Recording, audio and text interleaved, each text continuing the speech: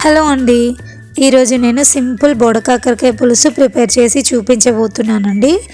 Rainy సీజన్లో ఎక్కువగా దొరుకుతాయండి బోడకాకరకాయలు. కాస్ట్ కూడా ఎక్కువగానే ఉంటుందండి. కానీ బోడకాకరకాయ తింటే హెల్త్కి చాలా మంచిదండి. వీటిని టమాటోలో వేసుకొని వండుకోవచ్చు, అలాగే పులుసు కూడా చేసుకోవచ్చు అండి. ఎలా చేసినా టేస్ట్ మాత్రం చాలా బాగుంటుందండి. ప్రాసెస్ స్టార్ట్ చేసేద్దామండి. ముందుగా ఒక పావు కేజీ బోడకాకరకాయలు అలాగే 3 ఆనియన్స్ తీసుకొని చిన్న చిన్న ముక్కలుగా కట్ చేసుకొని పక్కన పెట్టుకోవాలండి. అలాగే చింతపండు కూడా నానబెట్టుకొని పక్కన పెట్టుకోవాలి. ఇప్పుడు స్టవ్ ఆన్ చేసుకొని బౌల్ పెట్టుకొని అందులోకి ఒక పావు ఆయిల్ వేసుకోవాలండి. ఆయిల్ హీట్ అయిన తర్వాత దీంట్లోకి 1/2 స్పూన్ జీలకర్ర అలాగే 1/2 స్పూన్ మెంతులు వేసుకోవాలండి. ఏ పులుసు చేసినా కూడా మెంతులు వేసుకుంటే బాగుంటుంది. మెంతులు బాగా ఫ్రై అవ్వాలండి.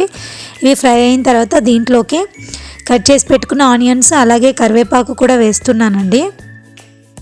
వేసుకొని మొత్తం ఒకసారి కలుపుకొని మూత పెట్టేసుకొని ఒక 1 మినిట్ పాటు ఫ్రై చేసుకోవాలండి. 1 మినిట్ తర్వాత మూత తీసి మళ్ళీ ఒకసారి మంచిగా కలుపుకోవాలండి. ఇలా కలుపుకున్న తర్వాత దీంట్లోకి 1 స్పూన్ అల్లం వెల్లుల్లి పేస్ట్ అలాగే 1 స్పూన్ పసుపు వేసుకోవాలండి.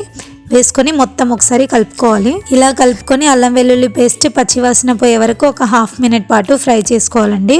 1/2 మినిట్ తర్వాత కట్ చేసి పెట్టుకున్న బోడకాకరకాయలు ఉన్నాయి కదండి, వాటిని వేసేసుకోవాలి. వేసుకొని వీటిని కూడా మొత్తం ఒకసారి కలిపేసుకోవాలండి. ఇలా కలుపుకున్న తర్వాత దీన్ని ఒక 2 నిమిషాల పాటు ఫ్రై చేసుకోవాలండి. ఫ్రై చేసుకున్న తర్వాత దీంట్లోకి టేస్ట్ని బట్టి సాల్ట్ అలాగే 2 స్పూన్స్ కారం వేస్తున్నానండి. వేసుకొని మళ్ళీ మొత్తం అంతా ఒకసారి కలుపుకోవాలి. కలుపుకొని మూత పెట్టేసుకోవాలండి. మూత పెట్టేసుకొని ఒక 3 నిమిషాలు లో ఫ్లేమ్లో ఉడికించుకోవాలండి. కారం ఉప్పు అనేది ముక్కలకి మంచిగా పడుతుందన్నమాట.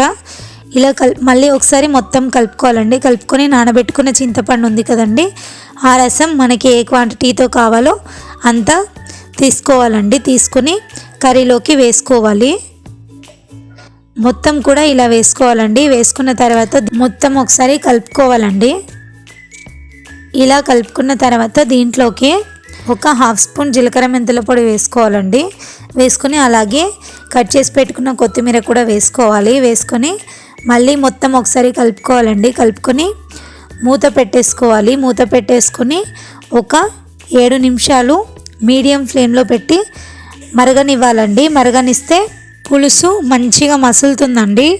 ఇప్పుడు కొద్దిగా చల్లారిన తర్వాత వేడివేడి అన్నంలోకి తింటే చాలా బాగుంటుందండి బోడకాకరకాయ కర్రీ. మీ దగ్గర బోడకాకరకాయలని ఏమని పిలుస్తారనేది కామెంట్ చేయండి. మీరు కూడా ఈ ప్రాసెస్లోనే పులుసు చేస్తారా లేదంటే వేరే ప్రాసెస్లో పులుసు చేస్తారా అనేది నాకు కామెంట్ సెక్షన్లో కామెంట్ చేయండి.